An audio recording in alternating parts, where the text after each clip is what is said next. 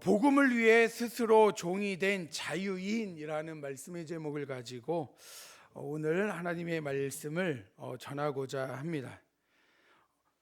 우리는 어떤 사람들의 아픔을 이해하는 것이 참 쉽지는 않아요. 그냥 우리가 누군가가 아프면 정말 아프겠다라고 하지만 사실은 그것에 대해서 잘 이해하지 못할 때가 있습니다. 오늘 이제 이재선 집사님이 이제 다리가 많이 아프시다고 하셔서 이제 신방을 이제 갔다 왔는데 아파서 어떡해요 하지만 그 이재선 집사님이 정말 주일날 이제 예배 드리고 나서 산책을 좀 많이 하셨나 봐요. 그래서 다리에 무리가 가고 또 신발에 맞지 않는 발에 맞지 않는 신을 신고 많이 움직이셔서 발에 무리가 가서 월요일날 새벽에 예배를 드리려고 일어나려는데 도저히 이제 걸을 수가 없는 그런 아픔이 있으셔서 이제 지금까지 이제 나을 때까지 예배를 나오지 못하고 있다라고 말씀을 하시더라고요. 그래서 그때 너무 아파서 어떡하냐고 제가 이제 같이 느끼는 것처럼 이야기를 하지만 사실은 저는 그분의 그 아픔을 잘 알지 못합니다. 왜냐하면 저는 그 아픔을 겪어보지 못했기 때문에. 우리는 욥의 고난이 너무나 고통스러웠다라는 이야기를 듣습니다. 여러분들 한순간에 재산 싹 다 날리신 분들은 욥의 아픔을 이해할 수 있어요. 한순간에 그 집까지 다 빼앗기고 길거리에 앉을 것 같은 그런 어려움에 있다라면 욥과 똑같죠. 그 수많은 재산이 하루아침에 싹 다 빼앗기고 무너지고 사라졌어요. 근데 그것만이 아니라 또 어떠한 것이 있었습니까? 사랑하는 자녀 10명이 다 죽음을 당합니다. 그 아픔까지 어떻게 헤아릴 수 있을까 하면 그거는 보통 사람으로 헤아릴 수 없습니다. 그런데 우리는 어떻게 하죠? 그것을 이해한 것처럼 이야기하고 또 그것을 공감하는 것처럼 말을 합니다. 그런데 이 부분에 대해서 극히 정확하게 아니면 정말 그 마음을 이해하실 수 있는 분들은 극히 소수밖에 없다라는 것입니다.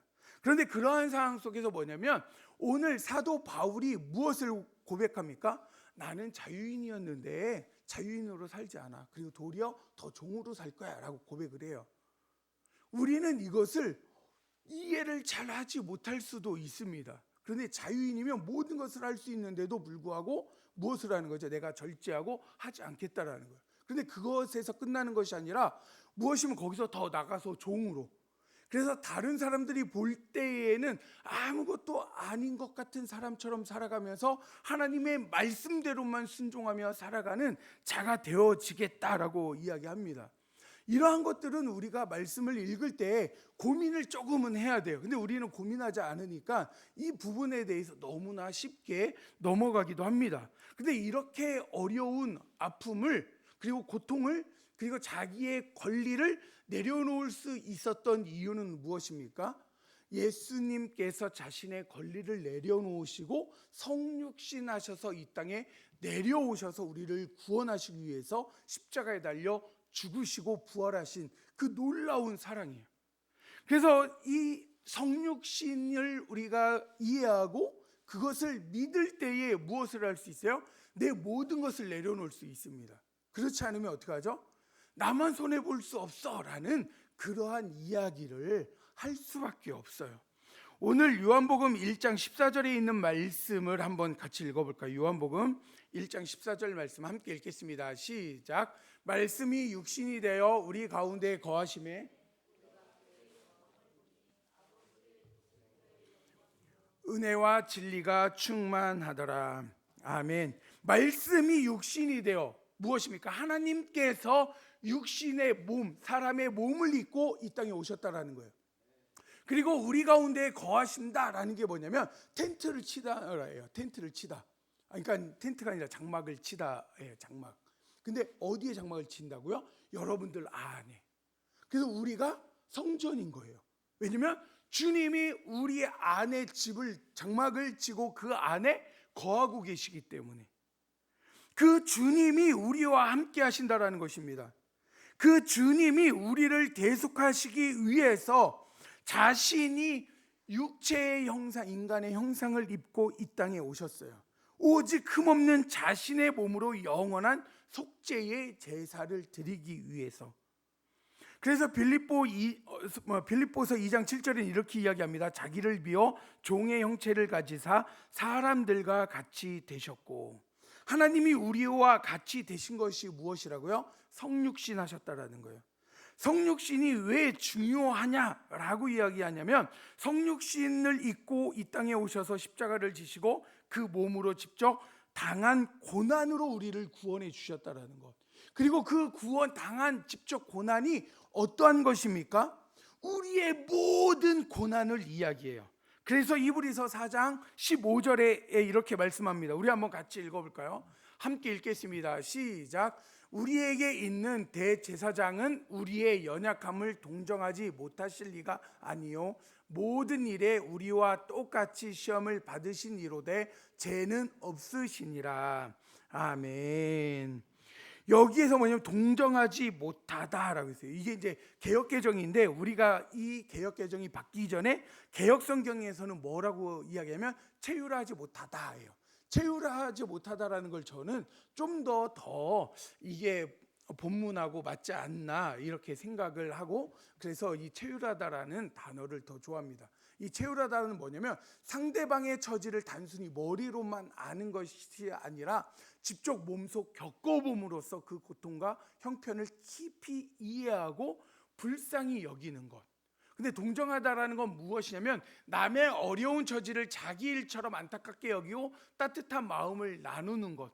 그러니까 동정하는 건 뭐냐면 내가 그걸 겪지 못했지만 너무 불쌍해 보이고 너무 안타까워서 또 그 마음으로 해주는 거예요. 좀 더 그러니까 폭이 넓기는 하죠. 그런데 체휼이 무엇이라고요? 직접 다 경험해서 그 아픔을 다 안대요. 주님은 어떠한 분이시라고요? 우리의 아픔을 모든 걸 다 경험하셔서 아시는 거예요. 저는 여러분들의 아픔이나 어려움을 다 경험하지 못했어요. 그렇기 때문에 뭐냐면 제가 여러분들을 상담하고 신앙적으로 이야기할 때 여러분들과 마음에 괴리감이 생길 때도 있을 수 있어요. 그리고 목사님 말도 안 되는 소리를 하고 있어 하고 뒤돌아서서 돌아갈 수도 있어요. 저는 여러분들에게 100점짜리의 답을 줄 수는 없습니다. 그런데 누구는요? 예수 그리스도는 여러분들의 그 아픔을 다 경험하셨대요. 다 체험하셨대요. 그리고 나서 여러분들에게 말씀하시고 여러분들에게 그렇게 살지 말고 이렇게 살라라고 말씀하시고, 그렇게 살아도 하나님께서 인도하심으로 복을 받는다는 거예요. 그런데 우리는 무엇이죠? 아니 인생도 그렇게 안 살아봤는데 어떻게 하신다고요? 그래서 내 마음대로 내 뜻대로 살아가다가 많은 더 어려움과 또한 후회가 삶 속에 이루어지는 것입니다. 오늘 이것을 통해서 예수님께서 무엇이면 진정성 육신을 통해서 무엇을 한 거예요? 우리의 육체의 모든 아픔, 우리의 삶의 모든 어려움을 직접 경험하시고, 그리고 그것을 통해서 여러분들에게 말씀으로 위로하시고 또 그 우리를 불쌍히 여기시고 우리를 사랑하셔서 품에 안으셔서 힘을 주시고 다시 세우게 하신다라는 것입니다. 그렇기 때문에 무엇이냐면 우리가 이 성육신을 믿을 때에 온전한 하나님을 향한 신뢰가 생기고 말씀을 우리가 잘 그래 나와 생각이 완전히 다르지만 우리의 모든 것을 미리 경험하신 주님의 말씀이라면 내가 순종하다 보면 하나님의 뜻을 알고 더 좋은 길로 인도해 주시겠지라는 믿음이 생기는 거예요. 그런 믿음을 가지고 누가 살아가고 있는 것입니까? 사도 바울이. 그래서 자기의 권리를 다 내려놓았고, 그리고 그 권리만 내려놓은 것이 아니라 자기가 더 낮은 모습으로 종된 모습으로 살아가겠다라고 선포하며 주를 위해 살아가겠다 결단합니다. 우리는 이러한 것을 통해서 사도 바울의 태도를 세 가지로 오늘 본문에 이야기하고 있는데, 이 말씀을 통해서 은혜를 받으면서 우리의 삶 또한 그러한 삶으로 선택하며 또 살아가기를 주님의 이름으로 축복합니다. 첫 번째로 뭐냐면 스스로 모든 사람의 종이 되어야 한다라고 사도 바울은 이야기하고 있습니다. 19절에 있는 말씀을 다시 한번 읽어볼까요? 본문에 있는 19절 함께 읽겠습니다. 시작. 내가 모든 사람에게서 더 많은 사람을 얻고자 함이라. 아멘. 말씀만 보아도 너무나 잘 알겠죠. 내가 자유롭지만 자유로운 권리를 포기했대요. 그리고 스스로 모든 사람에게 종의 모습으로서 살아가겠대요. 그런데 이게 왜 이렇게 살아가야겠다 결단을 스스로 했습니까? 더 많은 사람을 얻고죠. 어떠한 사람을요? 예수 믿는 사람. 그러니까 쉽게 말하면 복음 전도를 위해서 내가 모든 권리를 내려놓고 살겠다라는 거예요. 누구처럼요? 예수님처럼. 예수님의 그 마음을, 예수님의 그 말씀을, 예수님의 그 놀라운 은혜를, 그 사랑을 경험하고 나니까 어떻게 해요? 내 권리를 주장할 수가 없는 거예요. 내가 자유인이라고 그렇게 살 수가 없는 거예요.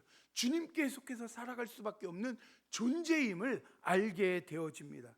그리고 이것을 어떠한 것이라고 이야기하면 선교적으로는 복음의 상황화 그리고 토착화라고 이야기해요. 상황화는 우리가 좀 아는 것처럼 시대의 고민, 아픔, 그래서 정치적인 것, 경제적인 것, 사회 문제들을 말씀을 통해서 풀어내면서 이야기하고 또 그것을 공감하면서 이야기하는 거예요.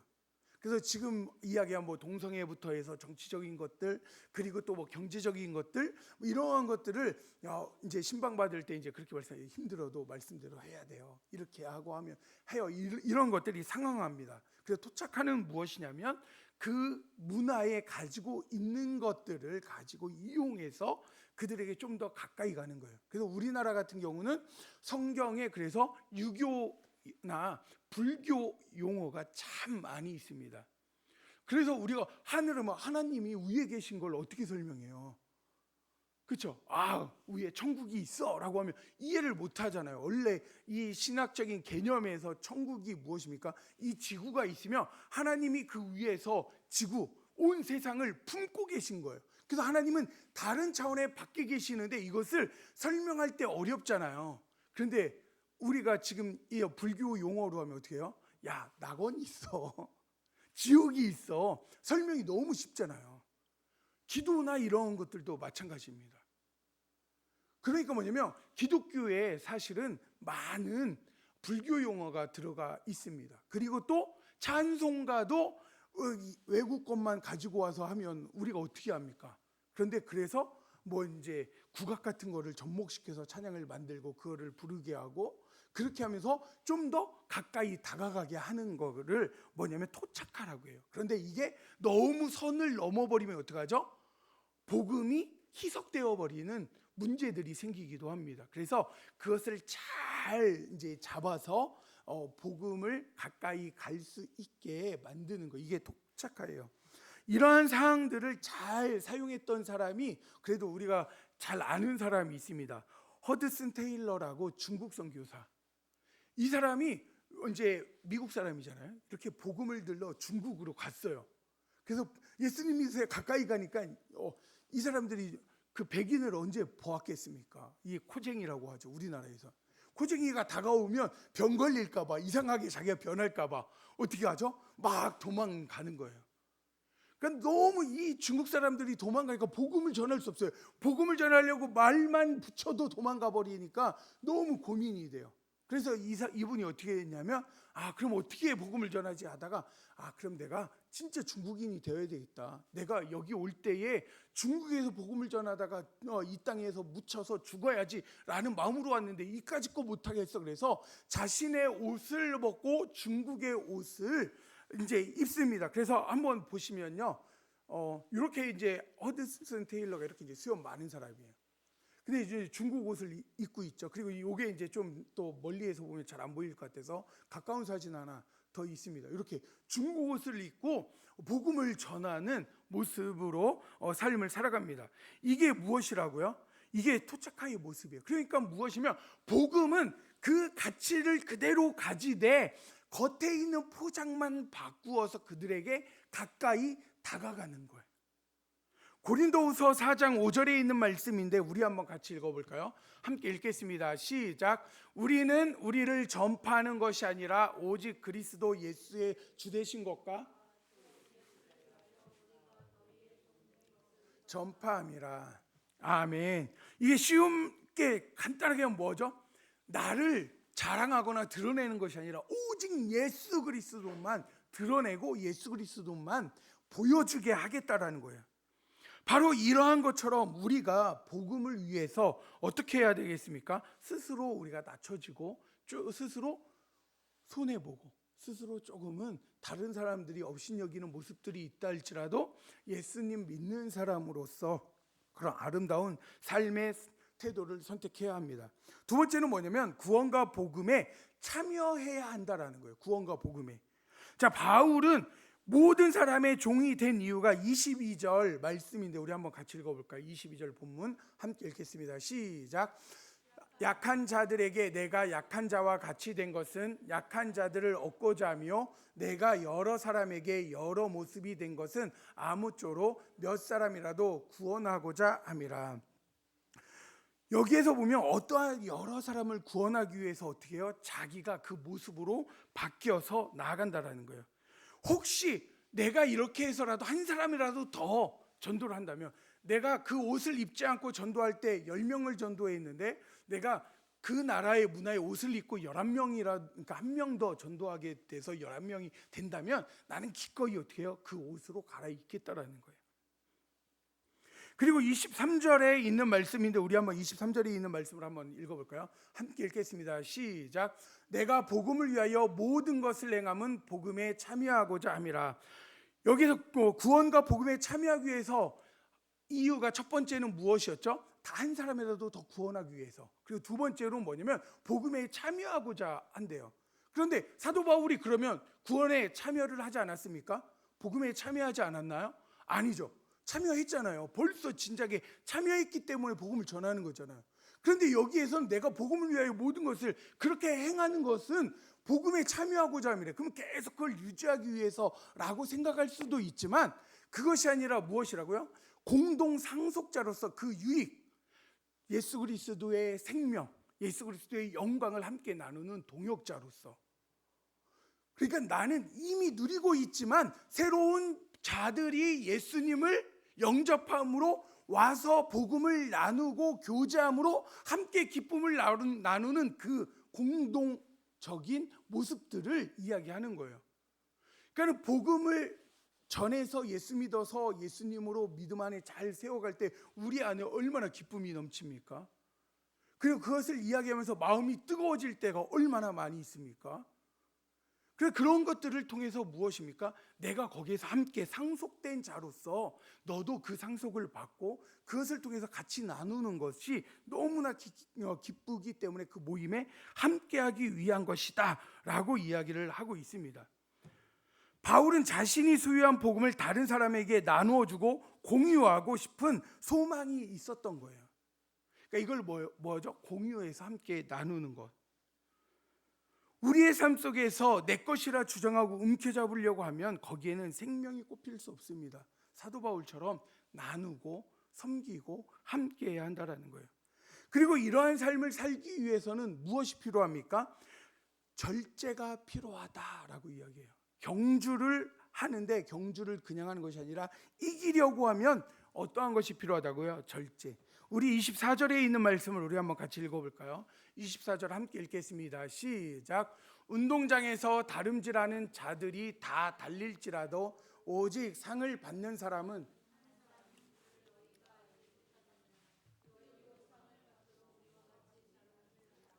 아멘. 지금은 올림픽에 상이 몇 가지가 있죠? 3가지가 있죠. 금운동. 근데 이 당시 고대에는 상이 뭐냐면 딱 1등 한 사람밖에 없었어요. 그래서 오직 상을 받을 사람은 어떻게 해요? 한 사람밖에 없다라고 이야기를 하는 것입니다.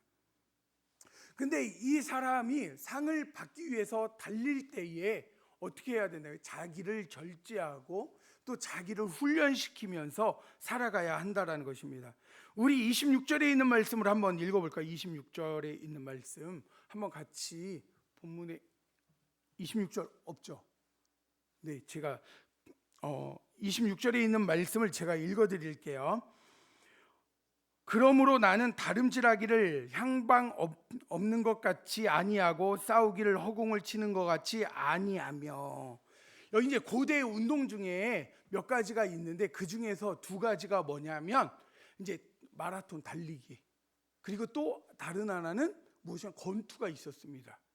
그래서 여기에서 이야기하는 게 무엇이냐면 달리기가 아무리 빨라도 결승점이 아닌 다른 곳으로 달리면 상을 받을 수 있나요? 그렇지 못하죠. 권투 시합을 하는데 내가 펀치가 아무리 세고 기술이 아무리 좋아도 상대방 목표물을 두고 치는 것이 아니라 허공에다가만 치면 이길 수 있을까요? 절대로 못 이긴다라는 거예요. 그래서 여기에서는 무엇이냐면 그러한 방향이 분명해야 된다는 걸 이야기합니다. 우리가 경주에서 이기려면, 우리가 상을 받으려면 첫 번째로 뭐예요? 방향이 정확해야 된다는 거예요. 목표가 있어야 한다는 겁니다. 그래서 방향 없이 뛰면서도 안 되고 목표 없이 손을 휘둘러도 안 된다는 거예요. 여러분들 혹시 어릴 때 싸워본 적 있나요? 꼭 그런 애들이 있어요. 싸울 때 눈 감고 막 이렇게 휘두르는 그런 사람들 있나요? 이렇게 눈 감고 휘두를 때 어떻게 해요? 보면서 피하면서 툭툭 치면 그냥 싸움이 끝나요. 근데 우리가 지금 뭐예요? 하나님의 일을 하는데 눈 감고 막 휘두르고 있는 모습처럼 살아가고 있는 건 아닙니까? 목표가 결승점은 따로 있는데 다른 곳으로 향해 달려가면서 우리가 이야기하는 게 무엇이죠? 나는 최선을 다했어. 나는 할 만큼 했어. 이게 제일 무서운 이야기예요. 우리는 목표를 분명하게 가지고 있어야 합니다. 사도 바울의 분명한 목표는 무엇이었습니까? 사도행전 26장 29절에 있는 말씀인데 우리 한번 같이 읽어보도록 하겠습니다. 함께 읽겠습니다. 시작. 바울이 이르되 말이 적으나 많으나 당신뿐만 아니라 오늘 내 말을 듣는 모든 사람도 나와 같이 되기를 하나님께 원하나이다 하니라. 아멘. 자신이 잡혀있는 것 빼놓고는 다 어떻게 해요? 복음을 전하는 데 힘쓰는 사람, 복음을 아는 사람, 생명을 소유한 사람으로 되기를 원한다라고 고백합니다. 사도 바울의 분명한 목적은 무엇이었습니까? 영혼 구원이었습니다. 하나님의 복음이 전 세계 곳곳에 선포되어지고 그 복음을 통하여서 예수 믿고 예수님에 대해 알아가는 이들로 가득 채워지는 것, 그것이 바로 우리의 목표가 되어야 한다는 겁니다. 또 다른 하나는 무엇이냐면 승리하기 위해서는 무엇이 필요합니까? 절제가 필요합니다. 27절에 있는 말씀을 우리 한번 같이 읽어볼까요? 27절 함께 읽겠습니다. 시작. 내가 내 몸을 쳐 복종하게 함은 내가 남에게 전파한 후에 자신이 도리어 버림을 당할까 두려워함이로다. 아멘. 내 몸을 쳐라고 하는 이 쳐는 뭐냐면 권투할 때 이 상대방을 정확하게 때리는 것처럼 누구를 치는 거예요? 나를 쳐서 내 욕망, 내 욕심, 이러한 내가 원하는 그러한 다른 하나님의 뜻이 아닌 다른 잘못된 것들을 추구하는 것들을 어떻게 하는 거예요? 가감하게 세게 때려가지고 어떻게 해요? KO 시켜버린다는 거예요. 일어서지 못하도록. 그렇게 쳐가지고 KO 시켜서 정말 이 다른 것으로는 일어나지 못하게 해서 내가 철저히 하나님의 앞에 말씀으로 복종하며 순종하면서 남에게 전파한 후에 전파하며 살아가기 때문에 그러면서 이제 버림 당할까 두려움이로다. 이거 이제 종종 저도 그렇지만 목회자들이 많이 써요. 야, 그렇게 하고도 버림당할 수 있어. 근데 성경 어디에도 선택된 백성을 버린다고 하신 말씀이 있나요? 없어요. 깊음에도 저 멀리에도 높음에도 어떠한 권세도 하나님의 손에 있는 거에서 절대로 빼앗을 수 없다고 이야기하잖아요. 근데 하나님께서 빼앗을 수 없는 것을 그냥 이렇게 버리나요? 내버려 두나요? 절대 그렇지 않은 거예요. 버림을 당할까 두려움은 뭐냐면 구원을 잃는다는 공포가 아니에요. 이거는 다른 겁니다. 뭐냐면 사역자로서 사명자로서 하나님께 야, 너는 라인을 지키지 않아서 실격이야 라고 이야기하는 거예요. 그러니까 실격당했다라는. 그러니까 뭐냐면 내가 열심히 노력을 해서 열심히 헌신했는데 하나님의 뜻과 정반대되는 일들을 했기 때문에 무엇이 되는 거예요? 하나님께 인정받지 못한다라는 거예요. 그래서 인정받지 못하는 것을 두려워한다라는 거예요. 내가 버림받는 거가 그러한 버림이 아니라 내 노력이 내 열심히 최선을 다한 일들이 헛수고가 되는 게 두렵다라는 거예요. 그러니까 구원하고는 상관이 아니에요. 무엇이냐면 하나님께 받을 상에서 내가 받을 상이 없을까 봐 두렵다라는 거예요. 우리는 그래서 내 몸을 치는 게 무엇이라고요? 권투 경기에서 상대 얼굴 때리는 것처럼 내 것을 복종시킵니다. 남에게 전파하는 것은 무엇입니까? 지식이나 말솜씨로 우리가 구원의 보증수표가 되지 않고 하나님께 정말 신실한 믿음 안에서 이루어진다라는 거예요. 그리고 또 중요한 것은 무엇입니까? 이러한 상황 속에서 끝까지 무엇을 해야 돼요? 충성해야 돼요. 끝까지. 절제까지 했어요. 절제까지 하고 정말 참습니다. 잘 참았는데 경기 전날이나 아니면 권투 선수는 이제 체급이 있어서 중량을 잽니다. 근데 전날에 엄청 먹어요. 그래서 오버가 됩니다. 그러면 돼요, 안 돼요? 안 되죠. 끝까지 충성하고 끝까지 절제한다라는 거예요. 그런데 우리는 끝까지는 안 하고 요만큼 내가 할 수 있는 만큼 했어요. 그리고 나는 더 이상 못해. 포기할 때가 얼마나 많이 있습니까? 사도행전 20장 19절에서 21절 말씀 조금 긴데 우리 같이 한번 읽어볼까요? 함께 읽겠습니다. 시작. 곧 모든 겸손과 눈물이며 유대인의 관계로 말미암아 당한 시험을 참고 주를 섬긴 것과 유익한 것은 무엇이든지 공중 앞에서나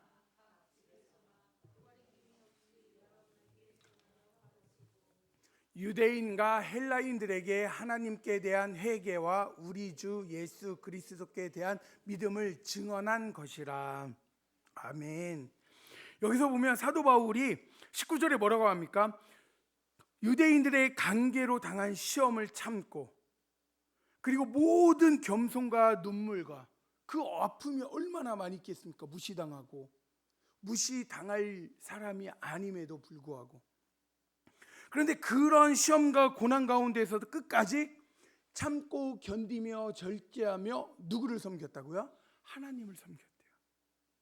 주님만을 섬겼대요. 변함없이 주님을 사랑하는 가운데 복음을 전하고 가르치고 힘썼다라고 이야기합니다.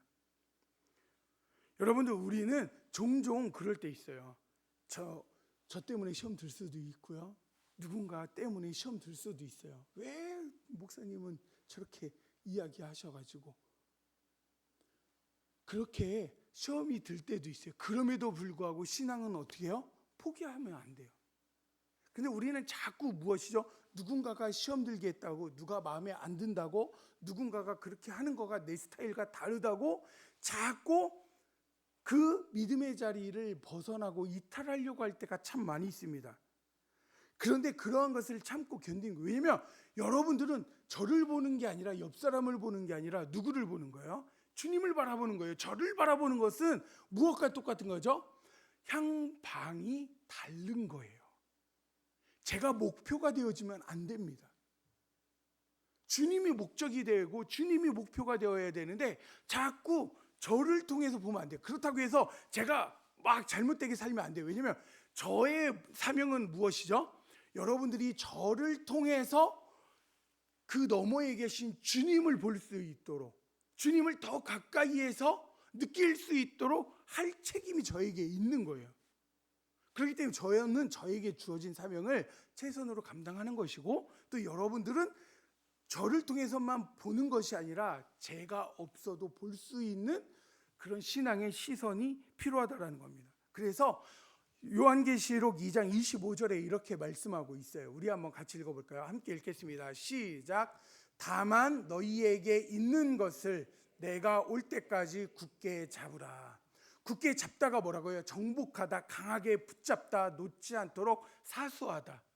그리고 이것을 다른 데에서는 무엇이라고 이제 설명을 하냐면, 배가 풍랑이 일 때에 그 항구에다가 줄로 단단하게 잡아 매가지고, 말뚝에 잡아 매서 그 배가 떠내려가지 않게 하는 것.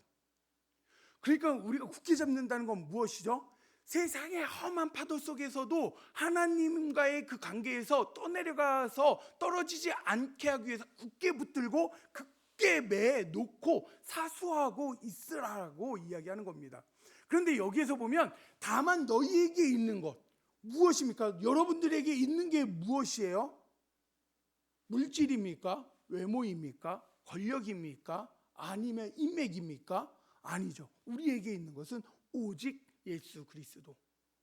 우리 안에 장막을 피고 계신 그 예수 그리스도가 뭐예요? 우리에게 있는 거예요. 그래서 뭐냐면 다른 말로 복음을 우리가 끝까지 붙잡고 있으라는 거예요. 예수님께서 어떻게 하시나요? 다시 오신대요. 언제 올지는 모르지만 오실 때까지 붙잡으라는 거예요. 오실 때까지.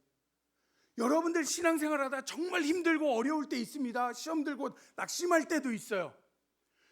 그럼에도 불구하고 어디로 가까이 나아가야 돼요? 주님께로 헤엄쳐서 가까이 나아가야 돼요. 주님만을 꼭 붙들어야 됩니다.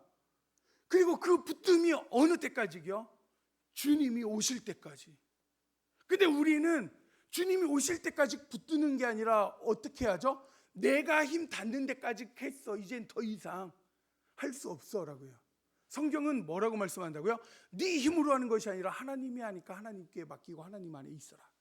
주 안에 있으라고 말씀하시잖아요. 근데 우리의 힘으로 하니까 어떻게 해요? 내가 지치고 연약해서 손을 놓게 되어지고 좌절하고 낙심할 수밖에 없습니다.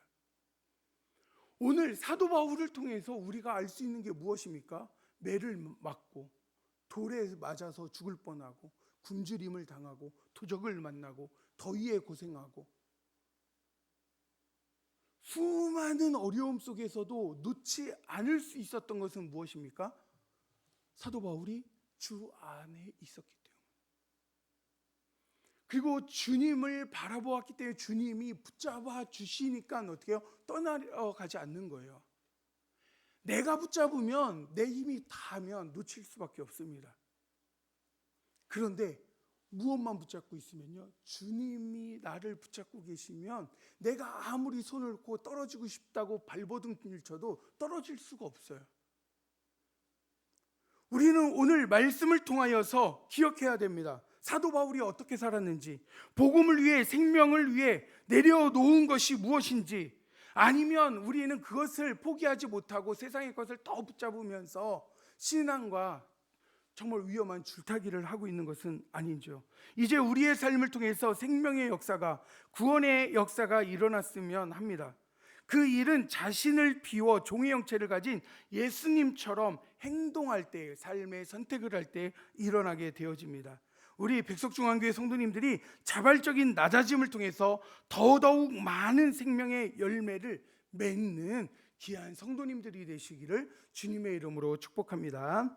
이 시간에 말씀을 붙들고 함께 기도하도록 하겠습니다. 침묵으로 기도하실 때 복음을 위해 낮아지는 겸손의 사랑을 하게 해달라고, 영혼의 구원을 위해 상대방의 눈높이에서 복음을 전하는 믿음의 자녀가 되게 해달라고, 절제와 충성으로 끝까지 승리할 수 있는 주의 백성이 되게 해달라고 우리 침묵으로 기도하도록 하겠습니다.